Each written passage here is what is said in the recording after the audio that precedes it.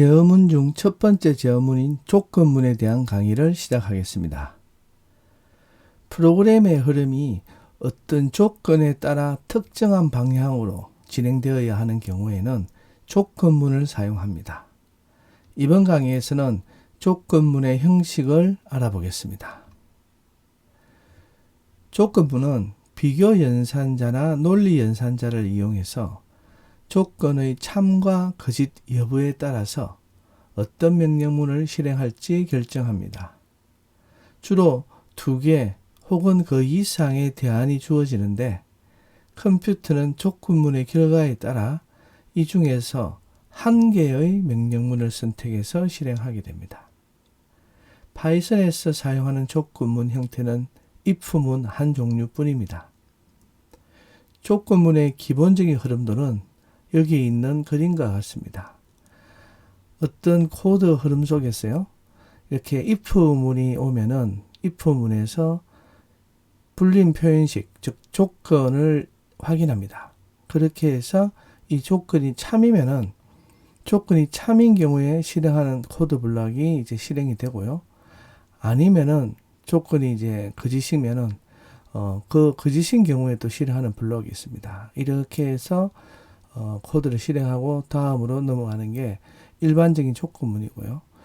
여기서도 이렇게 조건이 참인 것만 확인하고 참이 아니면은 바로 다음 코드로 넘어갈 수도 있고요. 아니면은 또 이제 조건이 참이 아닌 경우에 여러 가지로 이제 elif문이라 해서 여러 개의 조건을 다 확인할 수 있는 약간 복잡한 구조도 가질 수 있습니다. 그러면 먼저 가장 기본적인 형식부터 알아보도록 하겠습니다. 가장 간단한 if문의 형식은 여기 있는 if문입니다. 이 경우에는 if문에 있는 불린 표현식의 값이 참이면요, if 명령문의 블록 있죠. 아래 초록색으로 되어 있는 이 블록 명령문이 실행됩니다. 하지만 if문에 있는 불린 표현식 값이 거짓인 경우에는요, if문에 있는 if 명령문은 실행되지 않고 그냥 건너뛰게 됩니다. 그리고 if문 마지막에 이렇게 콜론이 오는데요. 이렇게 콜론이 온다는 것을 반드시 기억하면 좋을 것 같습니다. 콜론을 이제 한글로 표현하면 쌍점이라 부르는데요. 파이썬에서 쌍점 이후의 문장은 연결된 하나의 명령문 블록이기 때문에 들여쓰기 블록이 다음 줄에서 시작된다는 것을 알려줄 뿐만 아니라 가독성도 높여줍니다. 왜냐하면 전체 블록 단위의 코드는 이렇게 들여쓰기를 하기 때문에 그런데요. 그래서 여기 쌍점 아래의 들여쓰기는 코드의 블록이 끝날 때까지, 즉 if 명령문이 끝날 때까지 계속됩니다. 여기 간단한 이제 예시 코드가 있는데요. 여기 보면 먼저 input 함수를 통해서 숫자, 특히 정수를 이제 입력을 받습니다. 그런데 input 함수가 반환하는, 받아서 처리하는 값이 뭡니까? 모두 문자열이라는 거 우리가 이미 배웠죠. 그렇기 때문에 if문에서 이 문자를 인티저로 바꾸죠. 그래서 int 형변환자를 사용했고요. 그래서 이제 이렇게 입력한 값을 정수로 바꾼 게 0보다 크면은 그러면은 출력을 합니다. 출력 내용은 입력한 숫자는 양의 정수입니다 라고 출력을 합니다. 그래서 여기 실행한 결과를 보면요, 숫자를 입력하세요 하고 5를 입력했습니다. 5는 0보다 크기 때문에 입력한 숫자는 양의 정수입니다 이렇게 출력을 했는데요. 만약에 여기에다가 0이라든지 또는 음수를 입력하게 되면은 여기 프린트문은 전혀 실행이 되지 않고 그냥 넘어가게 됩니다.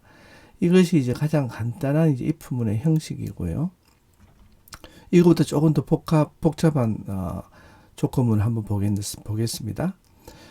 앞에 이제 if문은 불린 표현식이 참이면 코드를 실행하고 그렇지 않으면 실행하지 않고 조건문을 건너뛰었다면 여기 나오는 조건문 형식은 반드시 둘 중 하나를 실행하게 되겠습니다. 즉 if문에 있는 불린 표현식의 값이 참이면요, if 명령문 블록을 실행하게 되고요.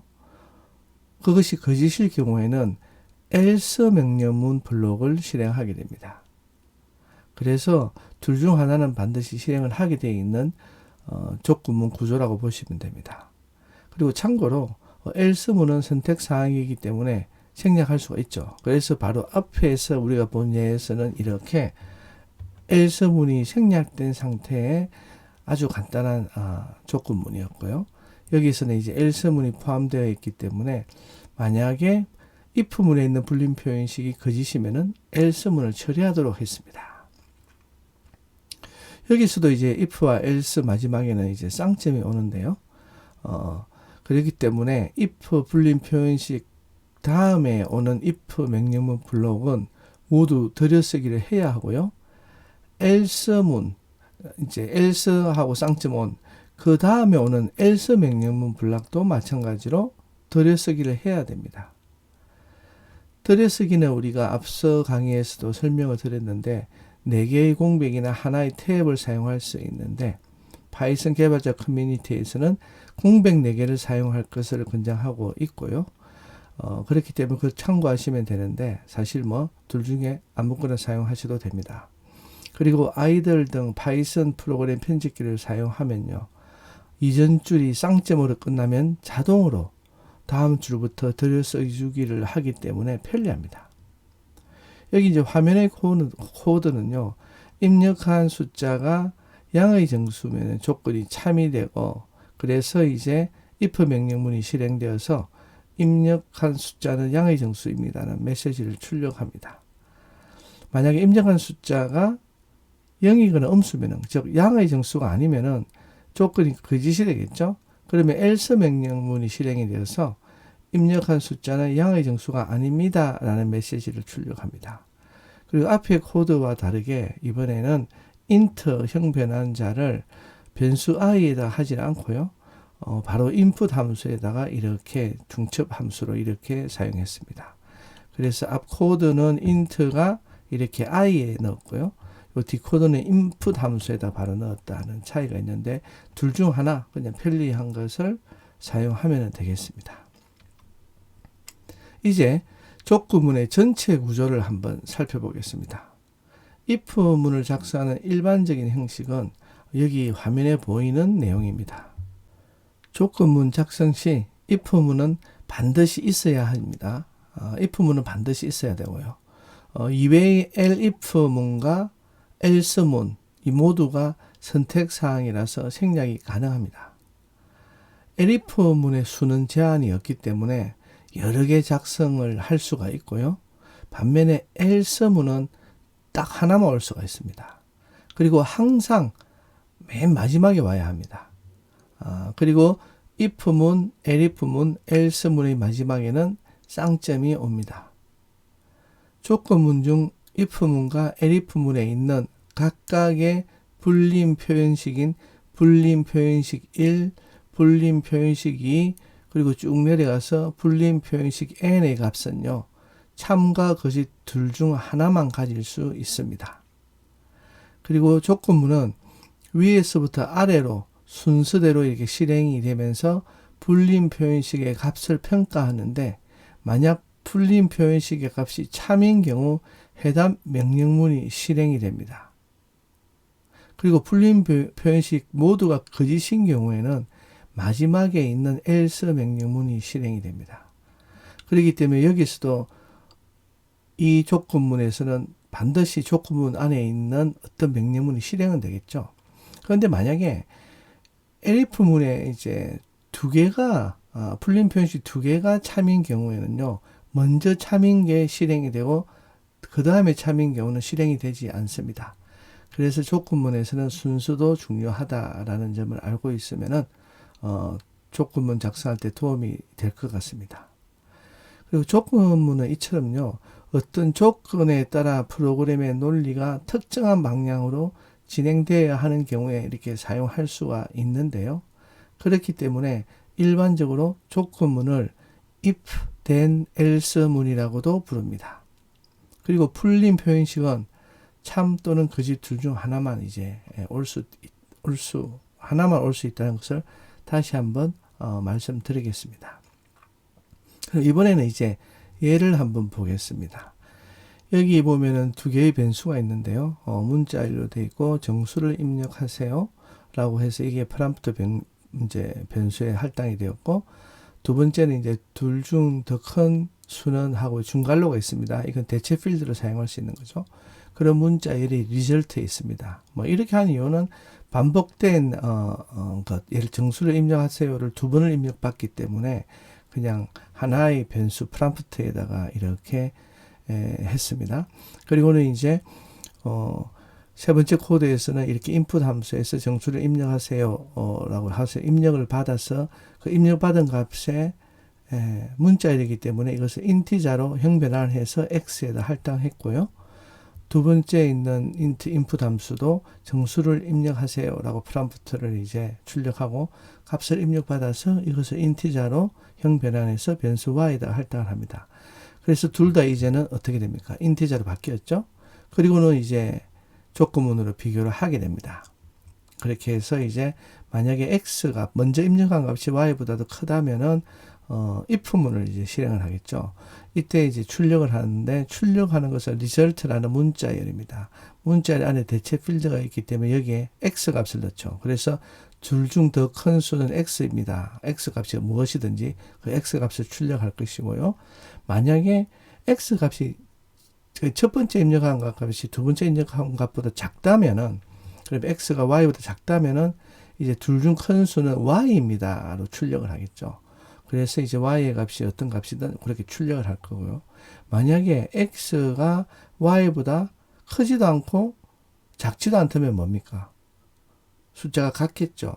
그래서 else문을 해서 이제 프린트해서 같은 숫자군요. 이렇게 출력을 하는 겁니다. 여기 있는 코드를 한번 실행해서 간단한 예를 보면요. 정수를 입력하세요 하고 5를 넣었고, 그 다음에 정수를 입력하세요 해서 마이너스 7을 넣었습니다. 그래서 첫 번째 값이 더 크죠. 그래서 이제 x가 y보다 큰 if문에 있는 명령문이 실행이 되어서 여기에서 이제 둘 중 더 큰 수는 x입니다. 즉 x가 5죠. 그래서 5입니다. 이렇게 출력을 한 코드라고 보시면 되겠습니다.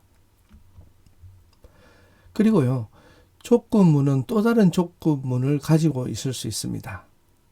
이것을 이제 중첩 조건문이라고 하고 영어로는 nested if statement를 하는데, 이처럼 if문은 중첩이 가능합니다. 그리고 if문 안에 if문이 오고 또 그 if문 안에 if문이 올 수 있고 계속 이렇게 복잡한 구조를 가질 수도 있습니다.